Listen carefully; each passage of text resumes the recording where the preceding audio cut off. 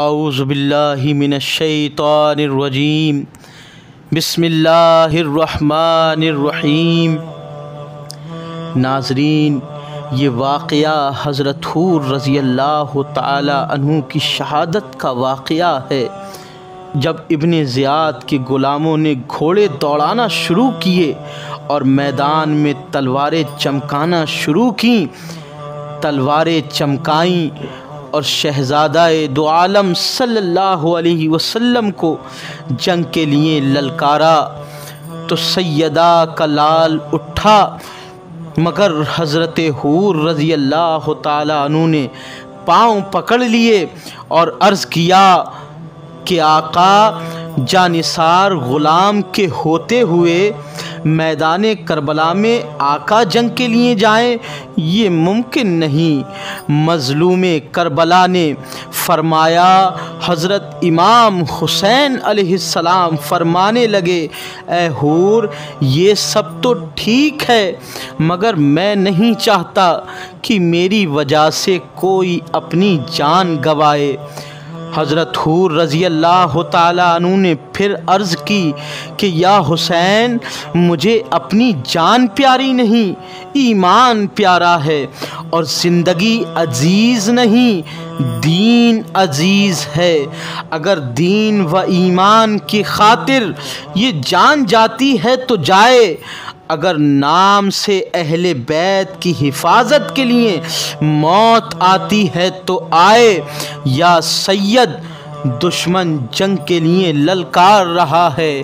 اجازت عطا فرمائیں، اجازت دیجیے۔ امام علی مقام علیہ السلام نے اجازت دے دی اور فرمایا، اے حور جاؤ، خدا تمہاری یہ قربانی قبول فرما لے۔ پہلے تو تمہارا نام حور ہے، اور جاؤ، اب تمہیں دوزخ کی آگ سے آزاد کر دیا۔ حضرت حور رضی اللہ تعالی عنہ شوق شہادت کے نشے میں جھومتے ہوئے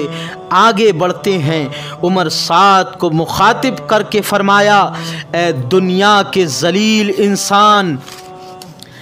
اب میں وہ حور نہیں جو حضرت امام حسین علیہ السلام کو گرفتار کرنے کے لیے مامور تھا،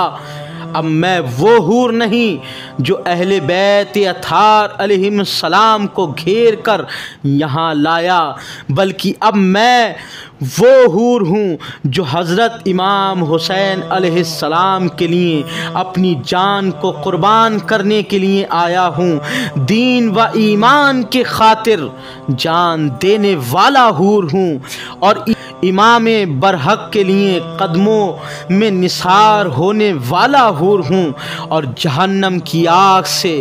آزاد ہونے والا حور ہوں۔ اور اے بد فطرت کوفیوں، تم نے نواسۂ رسول کو اپنا مذہبی پیشوا بنانے کے لیے بلایا، اپنے دین کا امام تسلیم کرنے کے لیے بلایا، اور اپنی طریقت کا پیر ماننے کے لیے بلایا، اور جب وہ تمہارے وعدوں پر اعتبار کر کے اور تمہاری قسموں پر یقین کر کے آ گئے، تو اب ان کو مجبور کرتے ہو کہ وہ ایک فاسق و فاجر کو اپنا مذہبی پیشوا بنائیں۔ اب ان کو کہتے ہو کہ وہ ایک بے دین کو اپنا امام بنا لیں، اور اب ان کو تنگ کرتے ہو کہ وہ ایک عیاش کو اپنی طریقت کا پیر مان لے، حالانکہ مذہب ان کے گھر کا ہے، دین ان کے گھر کا ہے، اور طریقت ان کے گھر کی ہے۔ ارے نبوت ان کے گھر کی ہے، رسالت ان کے گھر کی ہے، شجاعت ان کے گھر کی ہے، امامت ان کے گھر کی ہے، نیابت ان کے گھر کی ہے، سیادت ان کے گھر کی ہے، سخاوت ان کے گھر کی ہے، شہادت ان کے گھر کی ہے، گناہگارو نہ گھبراؤ، عدالت ان کے گھر کی ہے، بروں کو بخشوا لینا یہ عادت ان کے گھر کی ہے، بروں کو بخشوا لینا یہ عادت ان کے گھر کی ہے، اس لیے خبردار اب بھی وقت ہے، آنکھیں کھولو اور حضرت امام حسین علیہ السلام کے چہرے پر حسن مصطفیٰ کے جلوے دیکھو، حق کا ساتھ دے کر جنت کا سودا کرو، آگے بڑھو اور اس حق کے امام کے پاؤں پکڑ لو، خدا تمہیں معاف کر دے گا۔ حضرت حور رضی اللہ تعالیٰ عنہ کی اس حقیقت افروز تقریر نے عمر سعد اور کوفیوں کے دل دہلا دیے، کسی کو جواب دینے کی ہمت نہ ہوئی، اور جواب دیتے بھی کیا، جھوٹے تھے، بے وفا تھے اور دغا باز تھے۔ لیکن عمر سعد پکارا، ساتھیوں دیکھتے کیا ہو، اٹھو اور اس نمک حرام کا منہ بند کر دو، نعوذ باللہ۔ چنانچہ پھر ایک تیر آپ کی طرف پھینکا گیا اور کانوں کے قریب سے گزر گیا۔ حضرت حور رضی اللہ تعالیٰ عنہ جوش میں آ گئے اور للکارا کہ اے ابن زیاد کے غلام، میرا اور تیرا کیا مقابلہ، تو ابن زیاد کا غلام ہے،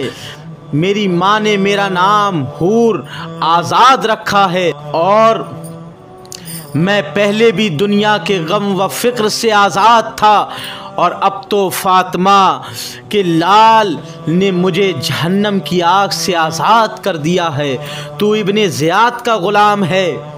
عمر سعد کا غلام ہے اور یزید کا غلام ہے، اور میں اب محمد صلی اللہ علیہ وسلم کا غلام ہوں، علی ابن ابی طالب کا غلام ہوں، اور امام حسین علیہ السلام کا غلام ہوں۔ جا عمر سعد سے کہہ کہ وہ خود مقابلے میں آئے اور میری تلوار کی کاٹ دیکھے۔